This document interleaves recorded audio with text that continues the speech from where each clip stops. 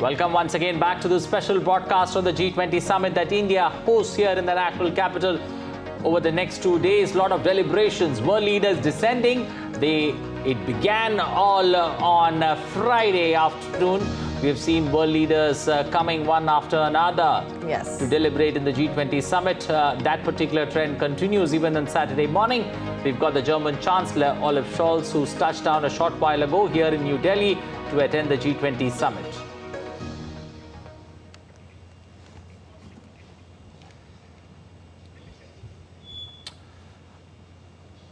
Well, the German Chancellor there arriving in the national capital, a late arrival, but surely here one of the key players, especially when it comes to Europe, and a key player that's going to be the driver, especially in this particular G20 summit.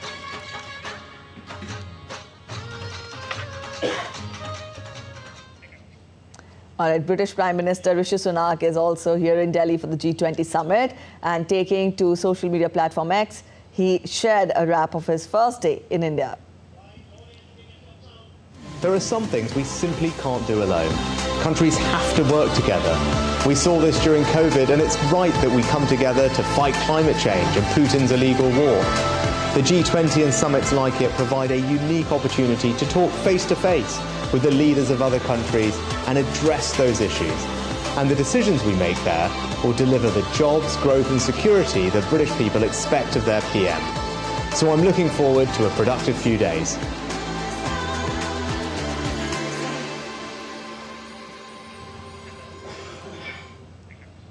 Meanwhile, the United Arab Emirates and India are forging a strong alliance as G20 and COP28 leaders, paving the way for a sustainable global agenda.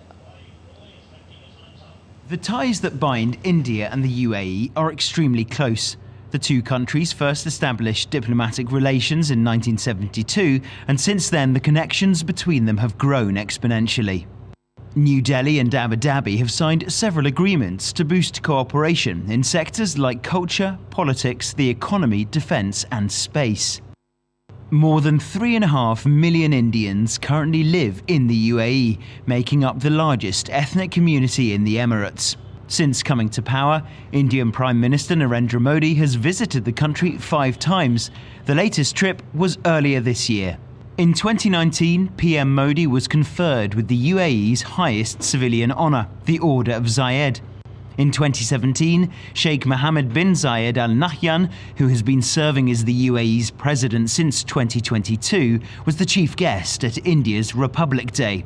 In a display of a strong diplomatic partnership, the UAE backed India's move to revoke Article 370, which was a temporary provision in the Constitution of India and which gave special status to the erstwhile state of Jammu and Kashmir, saying that it was India's internal matter. In terms of the economy, India is the UAE's largest export destination. In 2022, the two nations signed a comprehensive economic partnership agreement with the aim of increasing bilateral trade from the current $84 billion to $100 billion within 5 years. The past few years have also witnessed growing defence ties between the two nations, best reflected by the UAE's refuelling of 3 Rafale jets that arrived in India from France in 2021. This year, the Indian Air Force participated in Exercise Desert Flag in Abu Dhabi. The relations between India and the UAE have also seen an upswing in science and technology. In 2016, the Indian Space Research Organisation and the UAE's space agency signed an agreement with an aim to jointly explore outer space. And the bilateral ties continue to strengthen, with G20 host India inviting the UAE to be one of the guest countries at this year's summit in New Delhi. All right, from one guest country to the other, home to world's oldest civilizations, India and Egypt have been in contact for centuries. So how has the relationship between the two nations evolved in modern times? Let's take a look at this report. The ties between India and Egypt are a reflection of their similar understanding of global issues. This was epitomised by the non-aligned movement.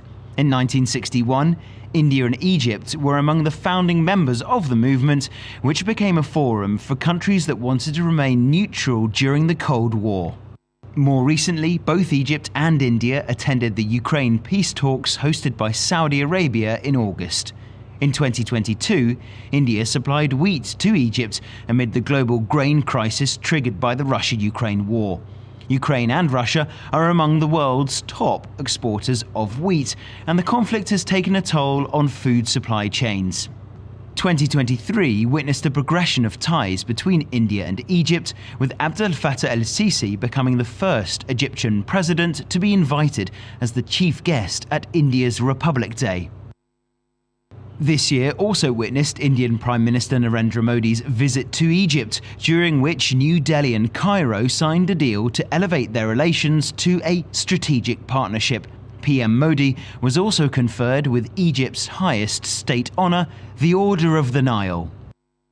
In August, Egypt became one of the 6 countries that have been invited to join Brazil, Russia, India, China and South Africa, or the BRICS group. So many invitee countries, they're also a part of this G20's deliberations, and Egypt, one of those countries that have been a part and parcel of this particular year's invitation that's been extended. So we got to look at what these countries actually mean to G20 and the purpose of their being invited to these international multilateral forums. Mr. Anecha, looking at countries that are also invited every year to be part of deliberations when the G20 countries meet, what exactly is the purpose that these countries are invited, and what's the larger picture that one sees when these countries get a platform to redress or address their problems and also to look at solutions? Among the G20 core countries, all of them have a certain economic heft and certain potential. And they are large economies in general and are also pivotal states in their own geographies. So therefore, they represent a microcosm of global power, both economic as well as political and geopolitical. Then you have the guest countries, Anil, which are coming in. Now you mentioned about Egypt. Deep civilizational state, the oldest civilization. India and Egypt therefore have a natural connect when it comes to being two oldest civilizations of the world. Geographical location. If you look at Egypt at the mouth of the Red Sea and area from where the Suez Canal passes. Now that's a very important area. For example, there's a special economic zone which has been created near the Suez Canal, and that's where Indian investment can go in. If you recall, Egypt has a free trade agreement with Europe. So if you manufacture in the SEZ, let's say Indian companies manufacture, they get duty-free access into the European Union. That's one. Then you see on the mouth of the Red Sea, it's piracy prone. So there is a definite maritime cooperation element which comes into India and Egypt. So, and that's how we select or have special invitees come into the G20. Each country, host country, does that. And we have that. We have Bangladesh coming in. Apart from the core countries, we know the importance of Bangladesh. We can go into some other another point of time. So, Anecha, another big achievement that we look forward to do, especially when it comes to biofuels. Do you see the biofuels alliance, that there are whispers that you hear about it, but do you see that taking concrete, size and shape in this particular G20 summit? Anil, the bigger picture is energy security. And that's a problem. You cannot be relying only on fossil fuels. True. Right? So which means that there are other elements have to come in. Renewable energy has to come in. But one very practical way out is biofuels. When you reduce the amount of fossil fuels that you consume by blending fossil fuels with, let's say, ethanol. True. And, in India, we already set targets. We do 10% of blending of ethanol with our fuel. The target is 20% later on. So what you are doing in India has to be replicated, I think, on a global scale. Okay. And it's in the spirit of what we are doing with a global perspective. You have the Solar Alliance, for example, which is coming up, which is already existing and is highly popular on renewable energy, solar energy. I think a parallel initiative is required on biofuels right now to scale it up to a global level. So I won't be surprised if it does come through, though I do think, if you are a fossil fuel producing country, then, biofuels may undermine your share in the global energy basket. So I think there might be some reconciliation here required to make it really win-win. But I think when you look at the bigger picture, that's the way ahead for the future, biofuels. All right, energy transition was one aspect that was also taken up in the Indonesia summit when G20 was held there last year. Apart from that, digital transformation and global health architecture. When we talk of the priorities, which were taken forward from the Indonesia summit to the G20 summit here in Delhi, how has the priorities, or how has the lookout changed for the countries participating in the G20? I think it's expanded. I mean, you have taken the takeaways from what has come. So you've sort of, it's like a relay race. You take the baton now. And then when you move forward, you're adding more into the agenda. You talked about healthcare, for example. There's one particular unique Indian contribution which is coming up, which is the role of traditional medicine as part of your toolkit for healthcare. India has promoted that during its presidency, during the entire presidency, the role of traditional medicine. Absolutely, Anil. And you have a WHO center which has come up in Jamnagar to promote that and, certify, to sort of see the authenticity and the quality of the traditional medicines produced through using traditional methods. So that's a very important element when it comes into the healthcare aspect of it. Then there are other things which have been added. For example, I think women-led development. Yes. I mean, that is something which the Prime Minister has spoken domestically. And actually, what's really happening is that some of the experiments or some of the policies we have successfully done with on a domestic scale are becoming internationalized. Yes. And that's where you see this women-led development as one of the very important elements which have come into the G20 this time. Global finance architecture needs to be changed. I think we are emphasizing very strongly into that. And technology. Our success with digital technology, the DPI element, which has proved to be so enormously. I mean, there was a World Bank report which came yesterday, which said that your 47 years have been compressed into 5 years. That's something amazing. The role of technology, the whole focus on technology as a driver to leapfrog from one stage of development to another, not only for India, but for the entire global south in collaboration with the global north. I think this is fantastic. If that kind of bridge building on various layers can be done, I think the world is transitioning into a new phase altogether. All right, the priorities have been chalked out. We await the action now. Amen. Thank you so much, sir. We'll end this conversation here. Thank you for joining us this morning in the studios. You're very welcome. Thank you so much.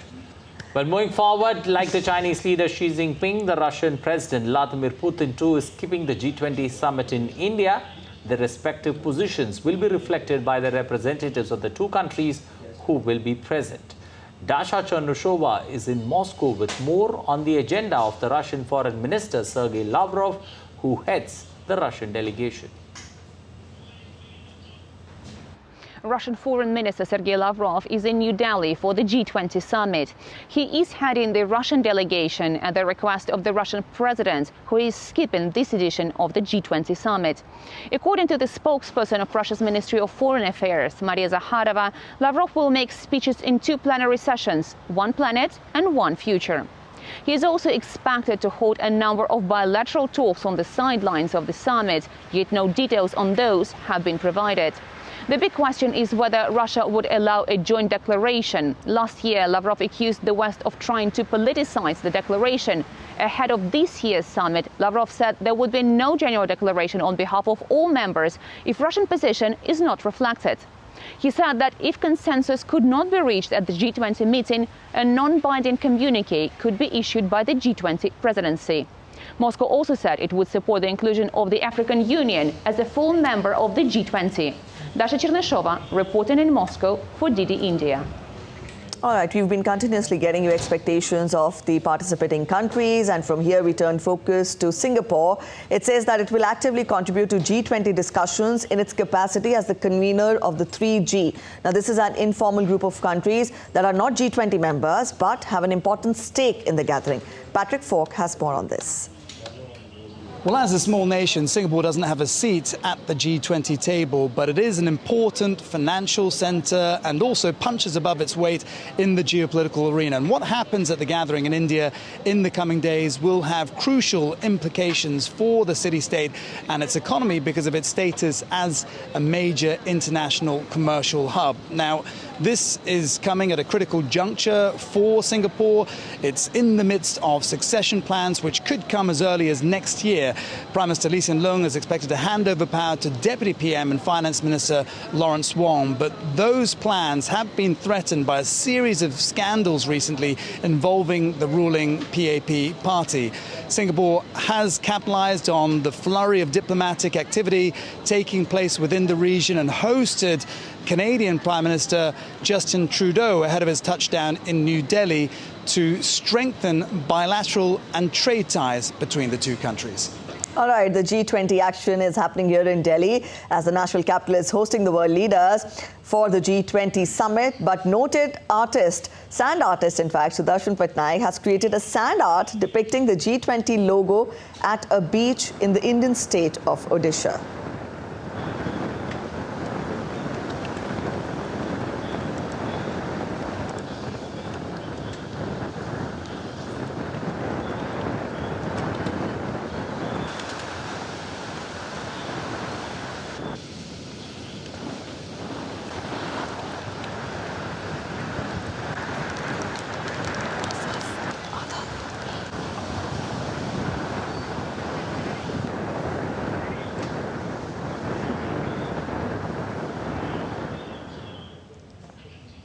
Well, continuous coverage here continues, especially with regards to the build-up to the G20 event.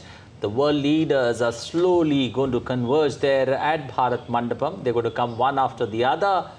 There's going to be photo opportunities and then deliberations begin. But will this G20 summit chart a new path in human-centric and inclusive development? India's top G20 officials are hopeful of clinching a communique at the end of 2 days of deliberations. All this and lots more. The coverage here will continue. Yes, Preeti we'll and get I are going to say goodbye all the to action you. from Bharat Mandapam. We've got reporters stationed there and the coverage will continue throughout the day. Keep watching DD India for the latest. We'll take your leave. We'll end this special edition here. Bye-bye.